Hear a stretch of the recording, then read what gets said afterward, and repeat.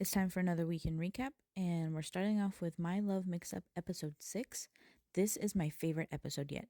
They were all portraying this time frame of life where everything is new and confusing and the emotions are over the top and attached to everything in a really big way so well.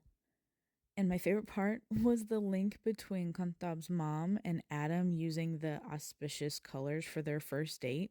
Like that just little touch. I like when things kind of connect like that. You kind of find like little Easter eggs everywhere. So that was really enjoyable for me. And then my reaction to this and more of the full episode can be watched on my YouTube if you really have any other questions about that. So, moving on to Wandy Good Day episode 11. We finally got the backstory on the Grim Reaper and why he keeps showing up. I'm nervous about this fight because, like, Yak's shoulder, but I love Wandy being all in on this relationship this episode. I'm even more convinced after the surgery that Wandy will, like the surgery that Wandy had to do with Dr. Tur, that Wandy will win the scholarship. But I'm wondering, like, will they have a time jump and he go, like, if he goes, like, will that happen? Or will they decide to have him not take the scholarship and have Dr. Tur leave? Like, either way, I'm in shock that next week is the finale. Like, how do I move on from the show? I don't even know how I'm supposed to do that. Okay, so episode 3 of I Hear Sunspot this week. Oh my god, Taichi's backstory breaks my heart so much. And Kohai learning to make the hamburger steak for him just makes my heart really, really happy.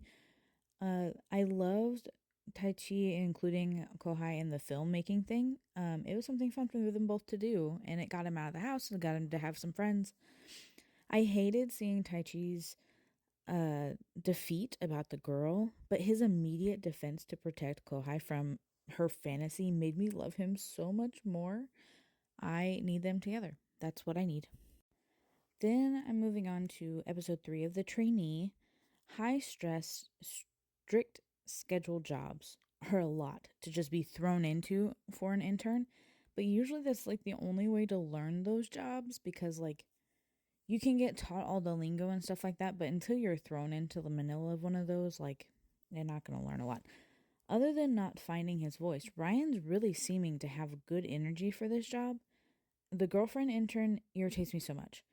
I'm sure that's the point, but damn, I feel bad for like the other AD, but C's character needs to drop the girlfriend or set her straight or something. Anyway, I feel bad for the other AD intern, but it also shows how it's not always about what you know that's important, it's about what you do and how you live up to it. Sunset Vibes episode 5. How dare Judius, I don't know if that's how you pronounce it, but that's how it's pronounced in my head. Tries to out Sun and Lin's relationship right after they asked them to keep it a secret, while he's hiding his own. Like, if anything happens and it finds out who releases it, it will hurt his boyfriend as much as his boyfriend's boss. Like, what the hell is he thinking? Like, really, dude? How would your boyfriend feel about you finding out that you did that with how much you guys hide your relationship and you're apparently living together, so that's even bigger. Made me so angry. I'm loving the progression of Yo and Sam. Though what happens when everyone finds out that he's the brother? I am I am at a loss. Moss and Bank, of course, fantastic. Them doing the dance interspread with that, like within the adult dancing, was beautiful to watch. That was really, really well done. The preview for next week makes me nervous, but I'm excited that we might actually get more of the story progress, especially for the supernatural portion. But I'm nervous about how we're gonna get certain things done. Then we had the rebound episode 5 and 6. Ryu is just running from himself as much as he's running from his past. Like, I don't know what's going on there. And Rio might be selfish, but Zen is the one who keeps picking fights with him, and Rio is only reacting to him. Like, he's not actually doing anything. He's just, like, there getting attacked.